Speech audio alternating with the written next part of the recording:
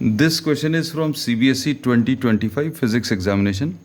The statement of the problem says an air bubble is trapped at point P.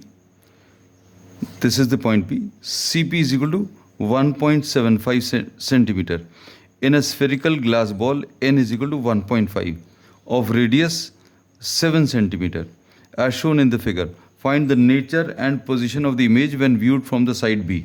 ये side B से अगर view करें, this is the I position, तो इसकी image कहाँ पर बनेगी ये अभी हम लोगों को बताना है. तो इसमें जो डेटा दिया हुआ है we are writing down. CP की value is 1.75 centimetre. Refractive index of glass NG is 1.5, this is given, and the radius of curvature is 7 centimeter. You have to locate the position of the image and the nature of the image. अब इसमें image formation अगर लेना है then minimum of 2 rays are required. तो ये object से light rays right की तरफ travel कर रही हैं and this is the spherical surface where the refraction will take place and the image is observed from somewhere here. Object को अभी हम लोग यहाँ कहीं से observe कर रहे हैं. तो एक light ray तो अभी हम लोग ये ले सकते हैं. This is the first light रे एंड ये इस पॉइंट पर स्ट्राइक कर रही है. इस पॉइंट पर लाइट रे अगर स्ट्राइक करेगी तो रिफ्रैक्शन देखने के लिए you will B drawing the normal. इस पॉइंट पर हम लोग नॉर्मल ड्रॉ करेंगे और नॉर्मल ड्रॉ करने का तरीका आप इसको सेंटर से मिला दीजिए. किसी भी पॉइंट पर स्फेरिकल सरफेस के किसी भी पॉइंट पर नॉर्मल ड्रॉ करने के लिए आपको उसको सेंटर से ज्वाइन करना है. तो ये इंसिडेंट लाइट रे है और ये ही नॉर्मल है.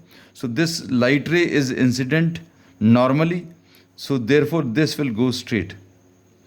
There will be no change in the path of the light ray. अब एक और light ray ले ले रहे हैं. We are taking another light ray. Suppose this is another light ray. इसका refraction अगर देखना है then you have to draw the normal at this point. Normal अगर draw करना है तो आप इसको center से मिला दीजिए. हम लोगों ने इसको सेंटर से ज्वाइन कर दिया. What is happening to the light ray at this point? इस पॉइंट पर light ray is travelling from glass to air, that is it is travelling from denser to rare medium. Therefore instead of going straight, ये सीधा जाने की जगह this will bend away from the normal. तो this is finally the path. अब ये light रे, ये वाली लाइट रे और ये वाली लाइट रे आगे जाकर तो नहीं मिलेंगी, but these appear to be coming from a point behind. इसको अभी हमने पीछे की तरफ प्रोड्यूस कर दिया. So this will be the position of the image. तो इसका एक पार्ट तो हो गया. Show the image formation by drawing a ray diagram. So I is the position of the image. I is the position of image. और हम लोगों को नेचर ऑफ द इमेज भी बताना था. Light rays are not actually intersecting. Refraction के बाद light rays आगे जाकर तो नहीं मिलेंगी, ये और ये आगे जाकर नहीं मिलेंगी, but these appear to be coming from a point behind. मतलब लाइट रेज को आपने पीछे की तरफ एक्सटेंड किया to form the image. Therefore nature of the image is virtual. This is a virtual image. अब इसके बाद आ जाते हैं हम लोग इसके सेकेंड पार्ट पर. You have to locate. हम लोगों को लोकेट करना है कि इमेज कहाँ पर बन रही है. कैलकुलेशंस भी करके दिखाने हैं. तो कैलकुलेशंस अगर करके दिखाने हैं तो ये आई पोजीशन है. इस सरफेस के इस पॉइंट को, इस स्फेरिकल सरफेस के इस पॉइंट को बी को हम लोगों ने बोल दिया this is the pole and P is the object. और ये ऑब्जेक्ट क्या है? This object is in the form of a air bubble. This is in the form of a air bubble. ठीक. अब इसमें लाइट अगर आप देखें ऑब्जेक्ट से राइट की तरफ ट्रैवल कर रही है. साइन कन्वेंशन जो अभी हम लोग लेते हैं वो इसी पर बेस्ड है. Light travels towards the right side. So all the distances will be measured from the pole and all the distances which are measured in the direction of incident light will be taken as positive.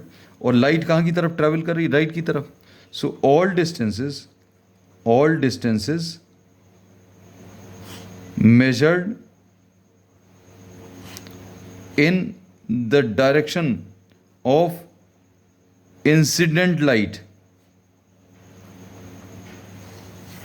मतलब all the distances measured in the direction of incident light, in the direction of incident light, light कहाँ की तरफ? Right की तरफ travel कर रही है। so all the distances measured in the direction of incident light from the pole will be taken as positive। ये सबसे इंपॉर्टेंट चीज़ है जो इसमें अभी हम लोग यूज़ करेंगे। फिर इसके बाद नेक्स्ट है ऑल डिस्टेंसेस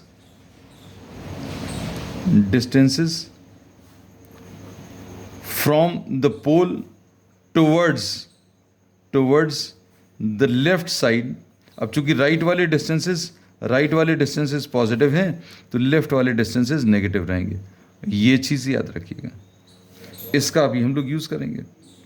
अब distance of the object from the pole से ऑब्जेक्ट का distance BP is the object distance. ये कैसे मिलेगा? This will be equal to BC plus CP। और BC कितना है? कहने लगे रेडियस 7 और CP कितना है? 1.75। सो दिस विल बी 8.75। लेकिन अब इसको समझने की ज़रूरत है। ये वाला जो डिस्टेंस है ये पोल से लेफ्ट की तरफ मेजर कर रहे हैं। So U will be taken as negative. This is very important. U जो है -8.75 है और R पोल से लेफ्ट की तरफ। सो R will be what? -7 centimetre. अब अगला पार्ट आता है फॉर्मूला एप्लीकेशन। फॉर्मूला क्या है? N2/V minus N1/U is equal to N2 minus N1 divided by R। This is the formula which we will be using. अब इस फॉर्मूले में ये चीज याद रखना, N2 is the refractive index of the medium। ये बहुत सिंपल टर्म्स में अभी हम साइन कन्वेंशन और ये सारी चीज़ें बता रहे हैं। इसमें कहीं पर भी किसी भी टाइप का क्वेश्चन होगा you will be able to solve. This is the refract, ये ऐसा एग्जामिनेशन में नहीं लिखना। N2 is the refractive index of the medium जहाँ पर लाइट जा रही है। I am writing down this in Hindi. जहाँ पर लाइट जा रही, ठीक। अब लाइट कहाँ पर जा रही है? लाइट इसमें कहाँ पर जा रही है? कहने लगे एयर में जा रही है। So we will be writing down this as the second medium. N1 is the refractive index of the medium जहां से लाइट आ रही है, जहां से लाइट आ रही।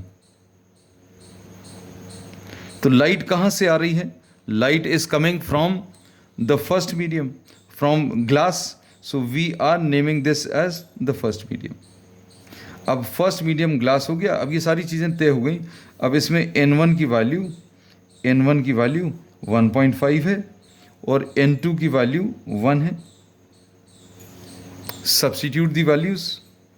N2 is 1 divided by V निकालना है। N1, ये चीज़ याद रखना, जो कैलकुलेशन करने हैं जिसके, उसको कभी अभी हम लोग साइन नहीं देते। You will not put sign on this, नहीं तो किसी के मन में आएगा कि ये इमेज तो लेफ्ट की तरफ बन रही है, हम लोगों ने इसमें V को नेगेटिव क्यों नहीं रखा? This is a unknown. ये लेफ्ट साइड पर बन रही है, ये अभी हम लोग कैलकुलेशन से दिखा भी देंगे। So never put a plus minus sign on what the unknown quantities.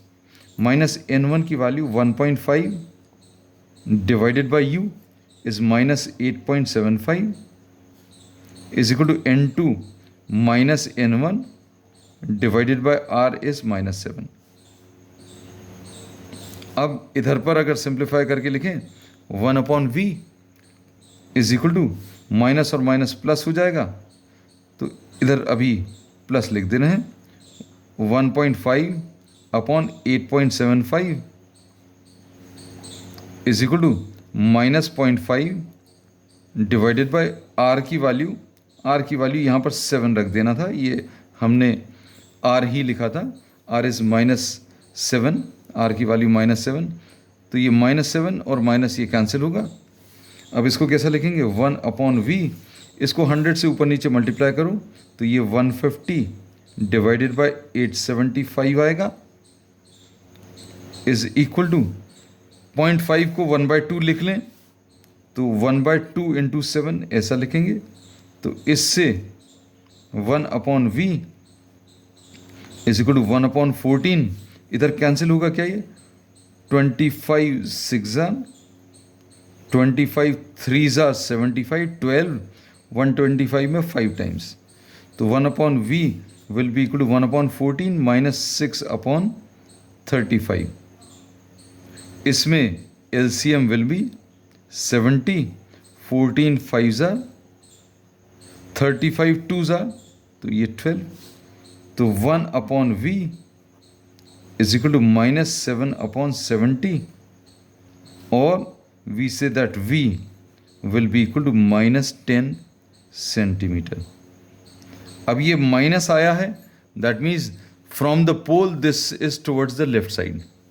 और ये देखो ये वाला डिस्टेंस कितना था, ये 7 सेंटीमीटर था, ये वाला डिस्टेंस ये 1.75 था, और ये 10 है तो ये 8.75 हो गया। 8.75 और 10 अगर अभी हम लोगों को लेना है तो ये कितना और आ जाएगा 8.75 में कितना 1.25, कैलकुलेशंस चेक कर लेना 1.25, yes, so this will B 1.25। So image आपको आंसर यहीं पर बताना है that this is -10 and this is formed inside the glass, inside glass, और ये कैसी है वर्चुअल इमेज है, और कितने डिस्टेंस पर है सेंटर से this will B at a distance of 3 centimetre, मतलब CI की वैल्यू, इमेज डिस्टेंस 10 है, मतलब CI की वैल्यू सेंटर से इमेज का distance 3 centimetre. So this is the answer.